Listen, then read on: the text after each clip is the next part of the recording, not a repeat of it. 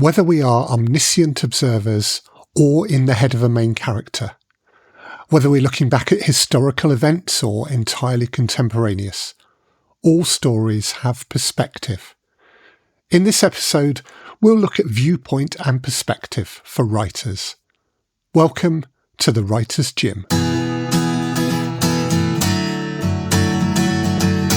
The Writer's Gym podcast.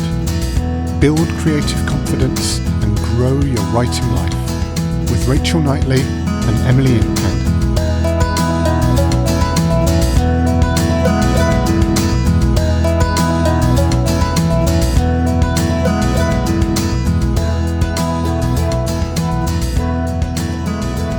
Rachel Knightley and Emily Inkpen. Chris Gregory. From your perspective, how is the writing week going? The writing week has been pretty pleasant. At this point in my life, if not the listener's life, Winter Spring is coming out in a week and a day. That has been such a lovely thing to do.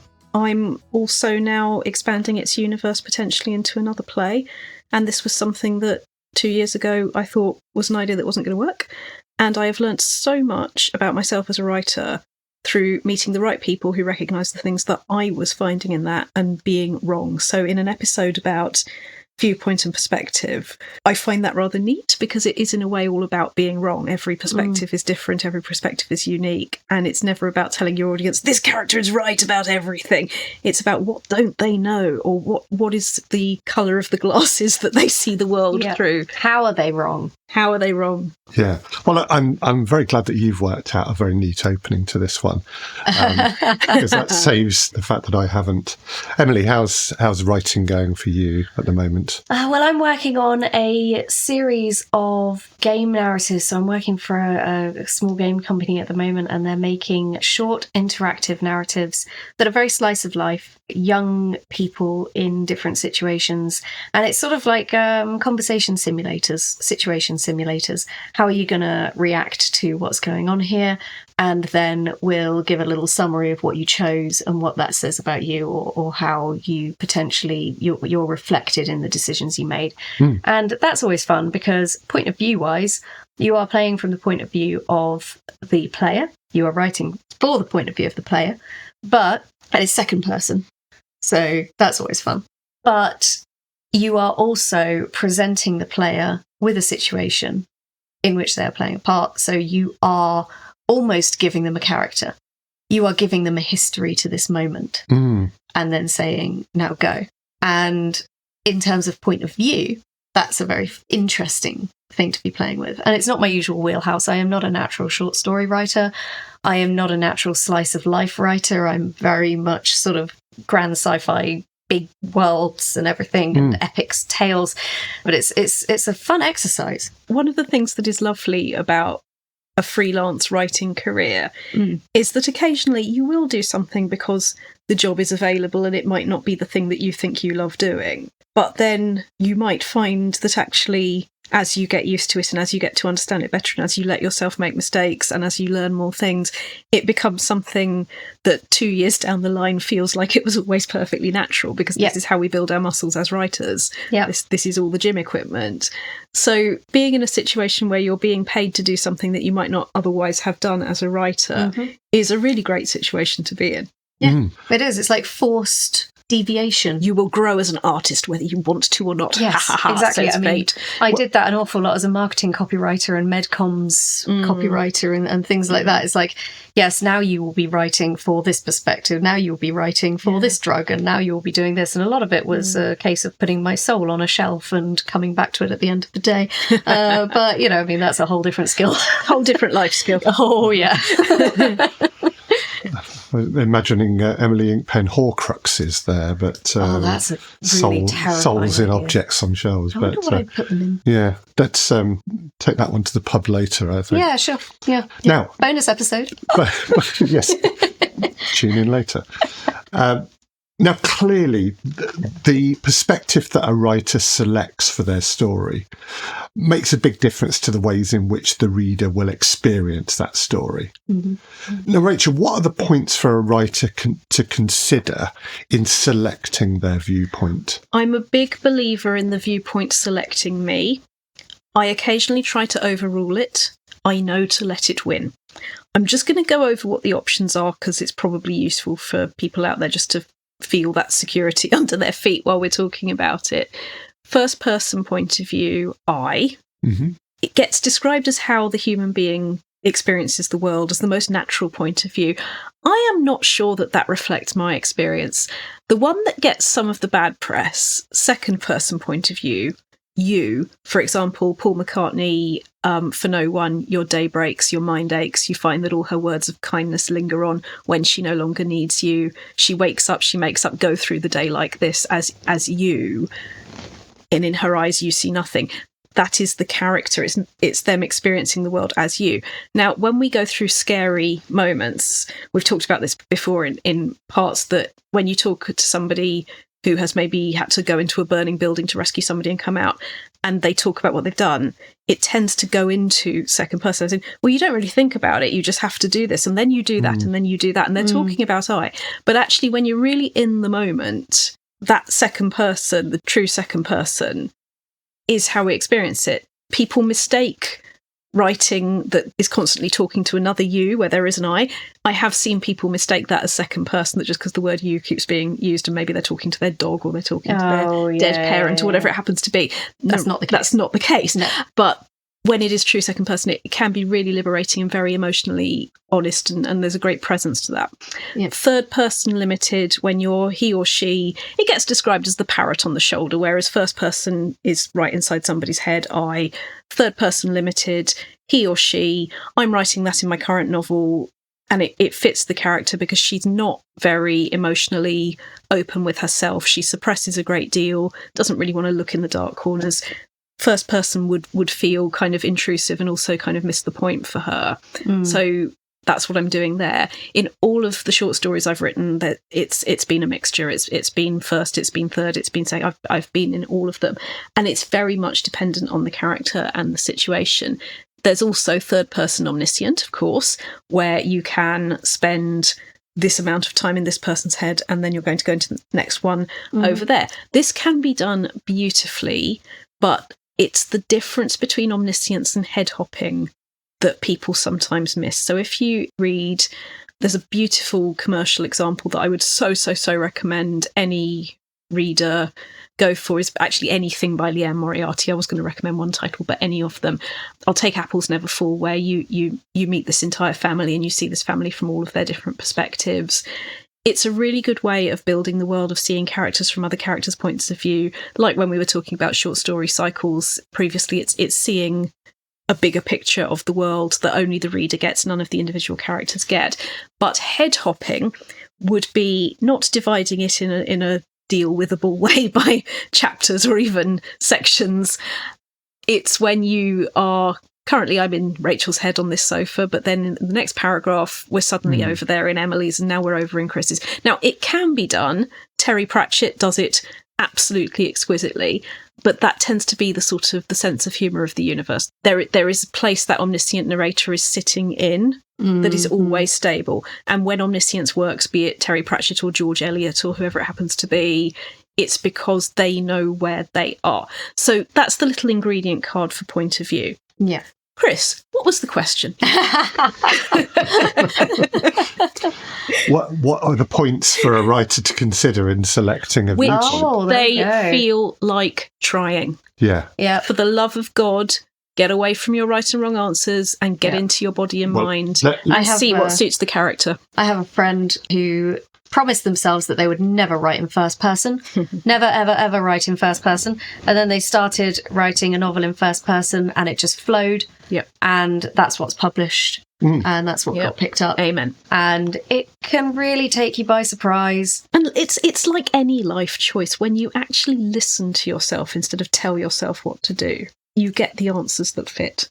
And that's such a good example of that. So let's explore that a little bit more then. What do we think then? The choice between what perspective, what viewpoint will best serve the story, or what viewpoint perspective am I as a writer most comfortable writing? I really don't think there will be a difference between those. No. You're the one writing it. That story doesn't exist outside of you.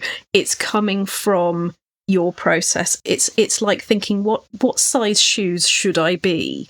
And then thinking you're supposed to be a 7 and in my case as a 5 flopping your way to the bus stop, or vice versa. It is so important. Anything less than 12 in my case. Yeah. And it's just so important to recognise that your individuality, your uniqueness is not something we strive for. Uniqueness is what happens when we stop telling ourselves what to do and start listening to the stories we're already telling ourselves. I think, it's knowing what's right for the story and just allowing yourself to do what's right for the story. Allowing. And also playing, knowing that the first draft is not where you're going to perfect this. So if you've never written in first person before, but this is the story that's calling for it, and you're thinking, oh God, I've never done this before. It doesn't matter. It's a first draft. By the third draft, fourth draft, you will have done it before because you'll have done it in draft 1. So you're learning all the time, and it doesn't matter. Just do. Yeah, there is no, do or do not. Thank you, Yoda. We are imparting wisdom. Wisdom we are imparting. Don't start calling me Master Luke. So a follow-up question then. Were you going to? No, it wasn't on my agenda. It's probably just a me thing. We should see what happens. Maybe when he's least expecting it. I have a question. It just doesn't work when I do it. I don't know why. My next question then is, when you imagine a story, and I'm asking you as the writers that you two are, do you imagine it from a perspective, or do you imagine the chronology of the story and then apply a perspective to it, or does it come out fully formed? I always land in a head. Character first, 100%, because a thing will always play out differently depending on the character, because it all depends on how they're seeing it. You've got an event, but how one person retells it versus another person is the thing. If you've got an event that happens and you know how it happens in your head, and then you are just sourcing a character to tell that story. I mean, that's the difference between plot-driven and character-driven, isn't it? It's when you're like, I know what happens, now I just want a character to facilitate telling people what I know happens, as opposed to getting into the shoes of the character and allowing them to experience it and come to that event on their terms. So always character first. Always. Yeah. I have never had any other experience than I am in somebody's head. I'm not a what if this situation happened, or maybe I am, but even then it's always from somebody's point of view. That is absolutely what it is. Yeah. And I guess one of the choices that we might make in terms of viewpoint and perspective is the decision to use some sort of a narrator. And we're going to talk about narrators. Yeah, we're saving a lot of them in an upcoming episode. So I think we'll nod to that. We'll nod to narrators and let that one go. Push it we to are one all side. nodding simultaneously now. Yeah. Yes. Nodded. Okay. So, Emily, I want to talk a little bit about your writing, both your novels and your audio drama. Using what I would describe as a neutral viewpoint, a neutral, non-judgmental observer. I mean, we can dream. When it comes to the scripts, it's easier to do that because you are setting up the scene and what people are saying and you're letting it play out. When I'm writing a novel, I'm very close third person. So it is basically shoulder, but seeing things through the eyes of the person. The tone of voice reflects them and who they are in the description. So their viewpoint is obviously biased. And I have characters in that I like and characters who I don't. The characters often, can reflect that. Characters in Dex Legacy, there's quite a few that really are not likable, and I do that on purpose. And so, that's not neutral. But we see the damage they do. Yeah. From a detached perspective, looking at how it affects other characters. Yeah, well, that's in the scripts mostly. Yeah. I would say in the books, it's very personal to the characters who are involved, and you're very close third person experiencing those events with the character, and it's sort of relentless. In the books, one of my aims was to never look away. If I'm doing something to a character as a writer, it needs to never flinch from that. We are with the character. If I decide to do something to them, I am with them through that. And the reader is as well.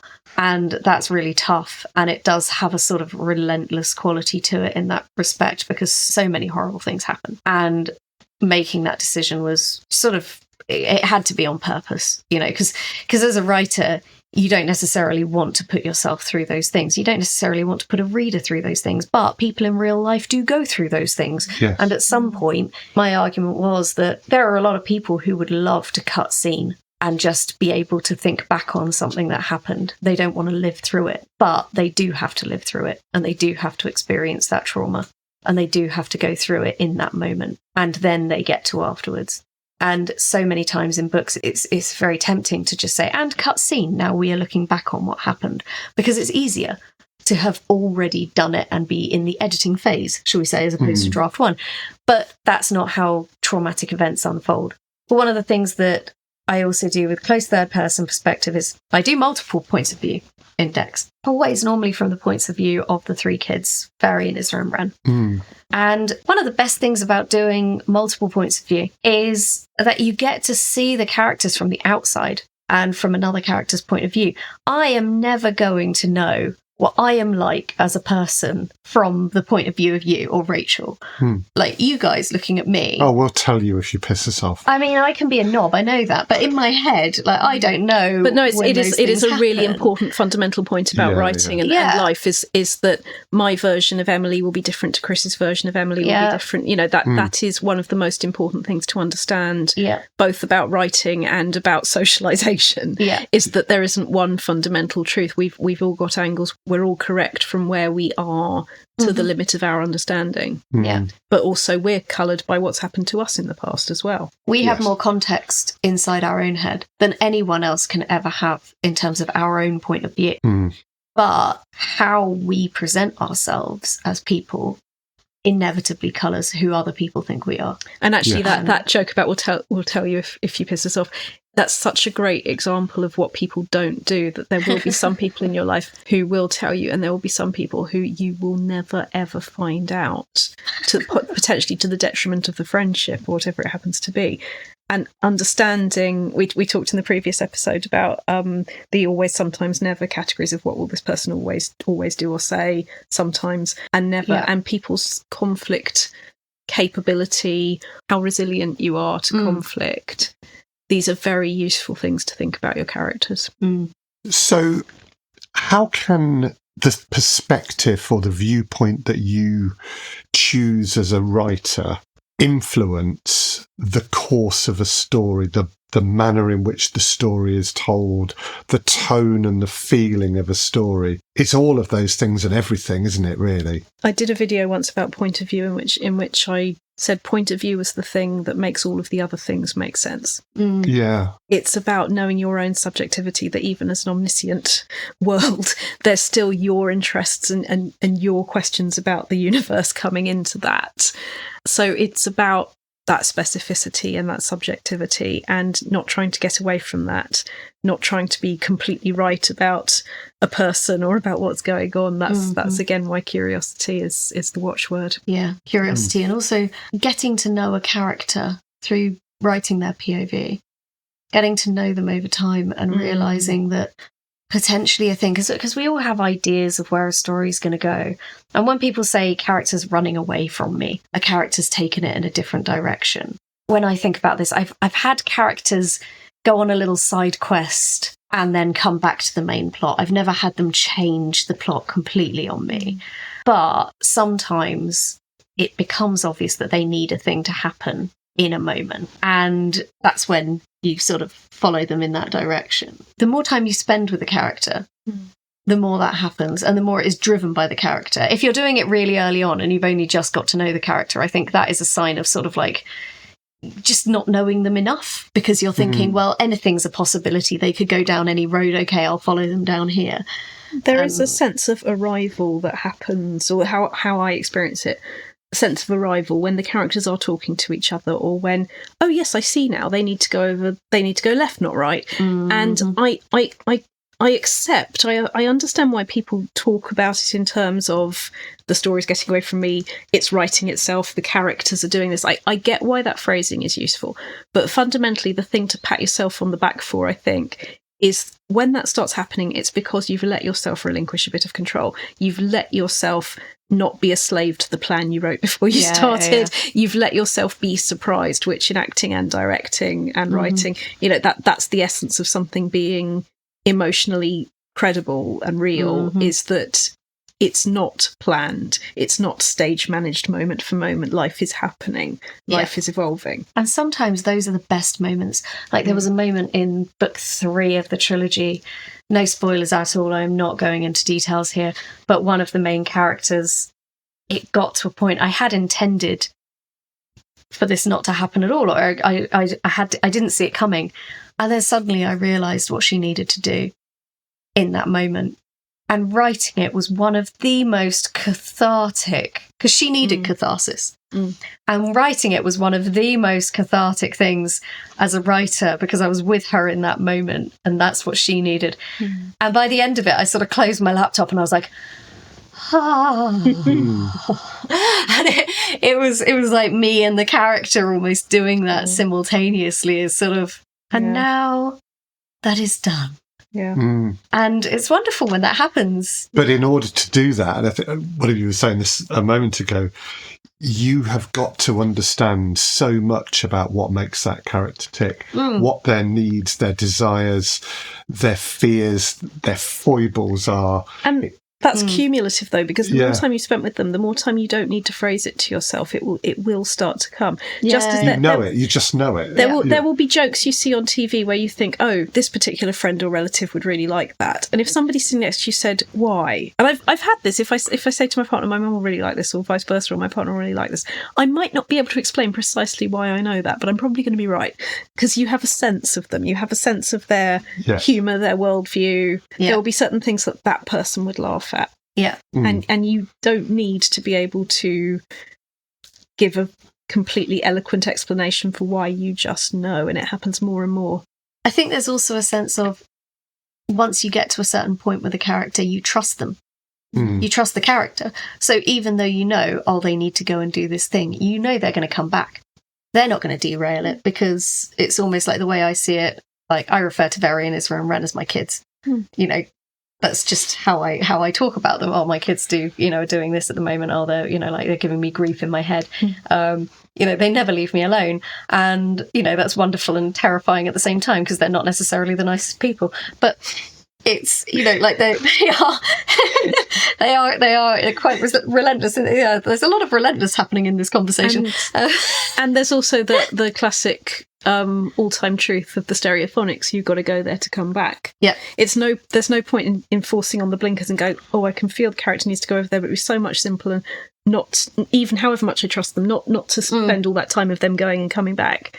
It's worth waiting for. You're going to learn stuff. And you can always edit it out later. Exactly. I didn't think we'd ever mention the stereophonics on this podcast, but there's a credit where it's due, mate. Absolutely, yeah. So Kelly Jones, wisdom wherever it is. Indeed.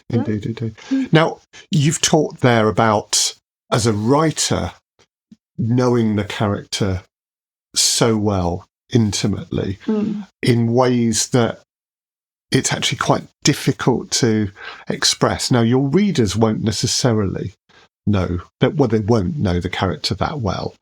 So just as it's very difficult to explain, I don't know, how to tie your shoelaces without actually showing someone, because it's a task that you do so frequently that you just know how to do it, or ride a bike or whatever. Is there something that we have to do as writers when our viewpoint through that character is so familiar?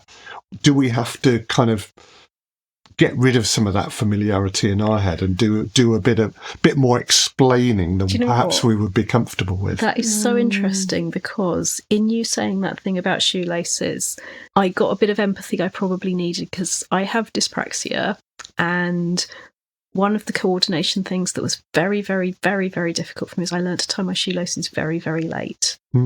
I was at least 11 when I could do it properly. And I had to learn so manually. And you're right, now it's almost automatic. But to this day, I am doing things on manual that I know a lot of people do on automatic.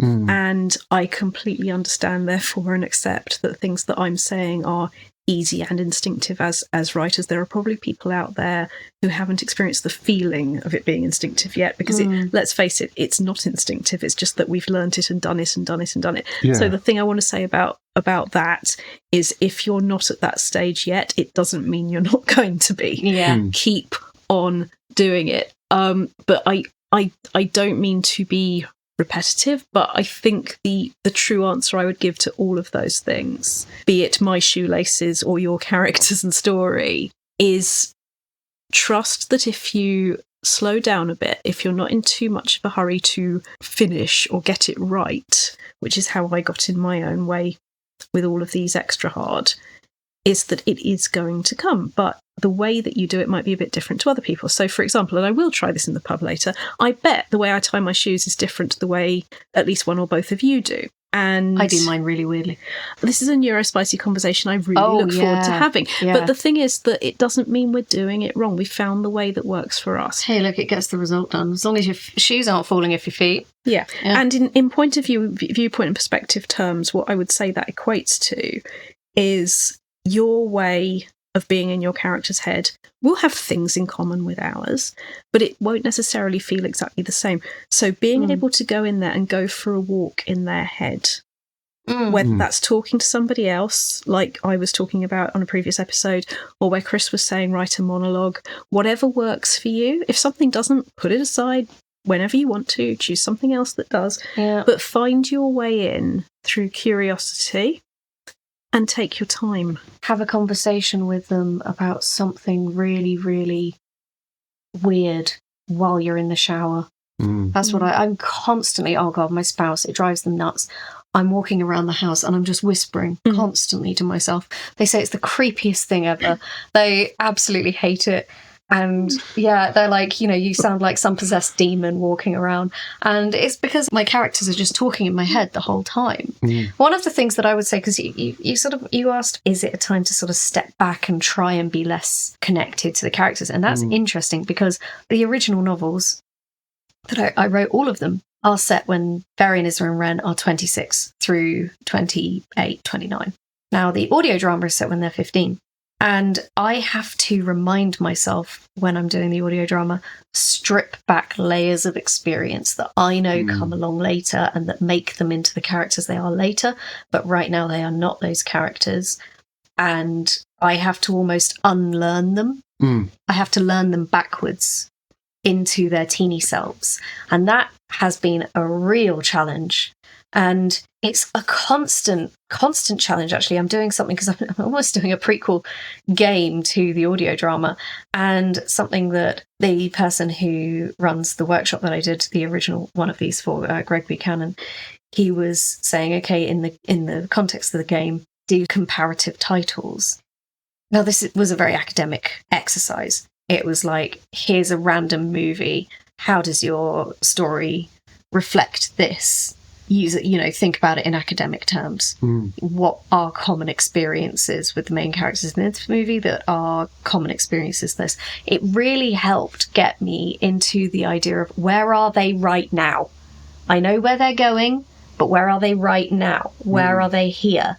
And because it is a case of unstitching all of that. And when I'm talking to the actors will say stuff about, about Barry and Isra and Ren, and I'll sort of say, the thing is that I'm coming at these characters knowing all of their story up until they're 29. And the actors don't have all of that. They have them when they're teenagers. So to them, they're very different characters. For me, I've got years of context for them. Yes. And I know who all of them are going to grow into. And that, it's not easy. It's a weird situation. And I suppose some of that as well, actually. I guess if you're a novelist who is writing in a non-linear chronological manner, you might, skip to a scene after big event A that changed the character completely has happened. Yeah. And you're going to have to write that character differently because of big event A. Mm-hmm. And then you'll skip back to pre-big event A and have to write them in a different way. I mean, is that something that's difficult to keep track of? The reason I'm laughing is, so true story for a moment. At my uncle's funeral, an old family friend who I had not seen for goodness knows how many years, I went over to say hello to her. And she immediately, not even in a few minutes, brought up how I told her off for something when I was about, I don't know how old, but I was a small child. And she said, you know, when you said this thing, it was at a firework party, I think, and it was something. And I had no recollection of it. And she said, but don't you remember? No. And I just thought, for her, yes, she's quite a bit older. Yeah. Time has passed. That's who I am to her. Now, who I was to me was in my late 30s and, you know, other things happened. I recognised her and I deliberately got over to say hello to her. And then that was sort of what I got, because that's who I was for her. That was her key memory of me that I didn't remember. Now, let's say, for the sake of argument, that something I said or did later on that day made her remember something on that day. Now, she's got a part of the story that I don't have. It's not that she's wrong. Yeah. I think she was wrong to bring it up at my uncle's funeral, but that's fine. But, you know, I think how are you, Rachel, would have been fine. Well, probably a better opener than you'd think. Yeah. But at the same time, it is a useful creative writing thing, because her experience did happen. I presume, I don't know what it was, but I'm pretty sure she didn't make it up. You know, it happened. And maybe there will be things in my behaviour that if you knew me at a certain age then and you saw me here, you'd be able to draw a line between them.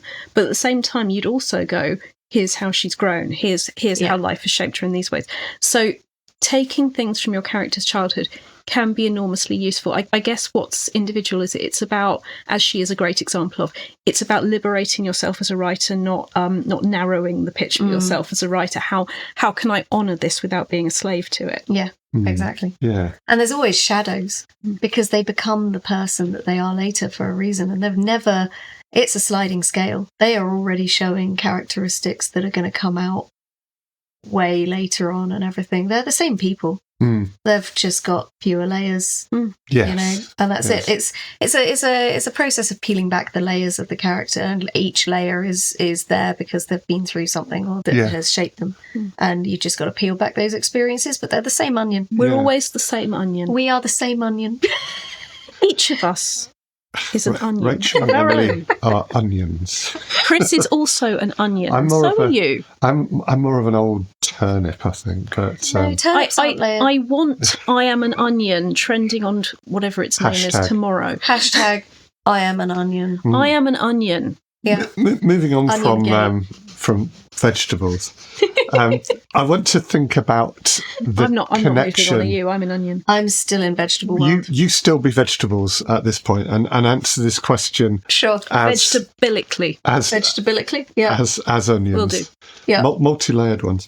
Voice and viewpoint. Yeah. I want to think about the connection between the voice of your story and the viewpoint. The voice of the story rather than the character. The voice of the story, the voice of you, your author. And we often talk about authorial voice, character voice. Yeah. Oh, God. I mean, so how is that altered or impacted by you taking different viewpoints? Begging only readers and critics to spend any time on that one, because it is very much a case of trying to work out what colour the curtains are going to be when you are still designing the basement. Yeah.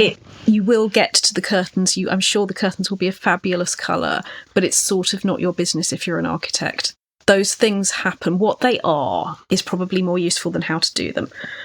There is a voice to any, pick your favourite novelist, pick your favourite playwright, pick your favourite scriptwriter in your head, poet, everybody. There is an intrinsic themness. There will always be an intrinsic Rachelness to everything that I do. Yeah. And I'm not going to sit here and tell you how I do it, but you might sit here with me and go, oh, that's interesting. She talks about this and I can kind of feel that that's in there. In terms of what they are, there is a Rachelness to any Rachel book, but there will also be different sides of Rachel to all of the characters. Your characters are all a side of you. You need to find some kind of empathy with them, no matter how far from you they are, in order to write them authentically. So they're all jigsaw pieces in this sort of dreamlike version of your own brain, this world that you're creating. They are all part of you. And each of the characters will have a voice, and the story will have a voice. And if there's a narrator, which we're not talking about yet, they too will have a voice. But I would beg you to trust that that's happening when you do the writing, rather than feel like it's an academic choice to make. That is for us later. That is for readers to have a lovely time, and for reviewers to also, I hope, have a lovely time. But it's not you don't make the scarf by unraveling it. I think there's a lot of temptation in terms of like agents and things will be like, I'm looking for a strong authorial voice, I'm looking for this, and then people get the idea that they need to develop a voice on purpose that will then appeal to an agent, or that then will appeal to a publisher. And what they don't get is that actually it's kind of just chance as to whether or not that person's going to vibe with you. Yeah, and it's Dorothy's ruby slippers. It was, you could have gone home whenever you wanted to, just want to. Click, and there's no place like home. And your voice is there. All the editing we talk about, all the things that take away the scaffolding and leave the building up, that's what you need to do. You need to commit to the process, but you are already authentic and you are already unique. Yeah. And when it comes to characters, everybody's characters are a collage of lots of different people we've met, right? A lot of people say, are your characters based on somebody? My characters are based on countless numbers of people. I don't know who they're based on, but they are based on any person that I happen to have met, who I think, then goes into, there's a bit of that person in them and there's a bit of that person, and they come mix out your colours. Yeah, exactly.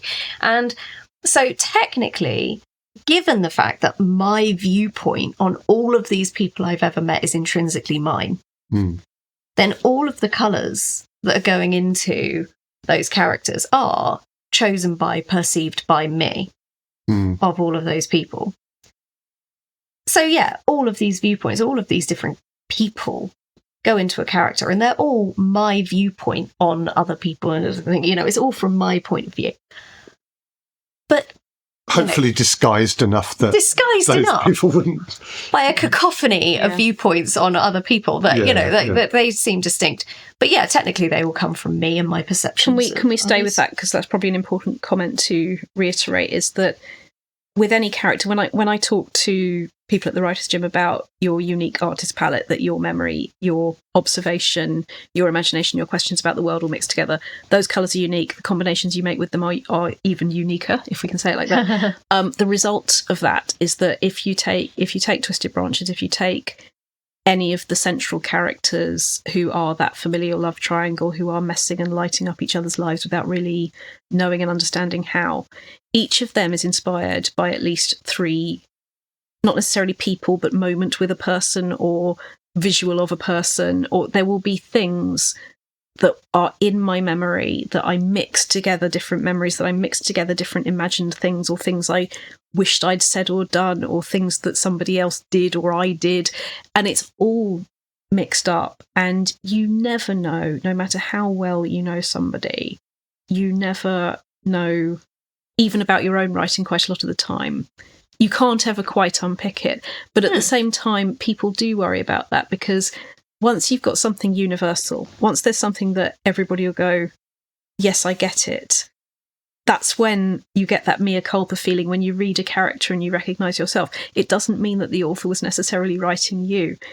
That mea culpa feeling is just, I've seen a truth about the human condition in this. Or I have felt like that too. Yes. I wonder if part of the anxiety is that you're putting something out into the world and you know that people are going to get a sense of who you are from it. And if you don't do it on purpose, they might get a sense that you don't want them to. Yeah. Like a version of you that you aren't familiar with, or you aren't prepared for. It's being prepared to relinquish that control, because that is what you've just described is inevitable and frightening. But on the other side of most inevitable, frightening things is personal development, artistic satisfaction, you growing as a person, you growing as an artist, you contributing to other readers' lives. Vulnerability is strength. Yeah. Well, that's a great place to end the core discussion. I made a really nice meme of it once as well. On Viewpoint and Perspective. We always end these episodes with an exercise or a challenge. Rachel, what do you have for us on Viewpoint and Perspective? For Viewpoint and Perspective, I'm going to ask you to be wrong. I am going to ask you to let your character have a rant. Decide who they're ranting to, because then it's a monologue. Or decide they're ranting in your head, in which case it's a soliloquy. Or, if you prefer, just have a dialogue where the other person goes occasionally, or whatever you need. But rant and be wrong. Be wrong. Yeah. Let them be wrong about somebody else. Let them be wrong about their own behaviour. Maybe they're feeling enormously guilty for something that nobody else even knows has happened or has had almost no effect at all. Or maybe they're seeing an importance in something that nobody else believes is there because it isn't. Or maybe there's a gesture that they've misinterpreted. Or maybe it's something completely, completely different. Allow them to be wrong. You'll do two things. One, you'll get to know them loads better. Two, you'll be engaging those muscles so that you remember it's not about being right about everything you've ever thought. That's not what being a writer is.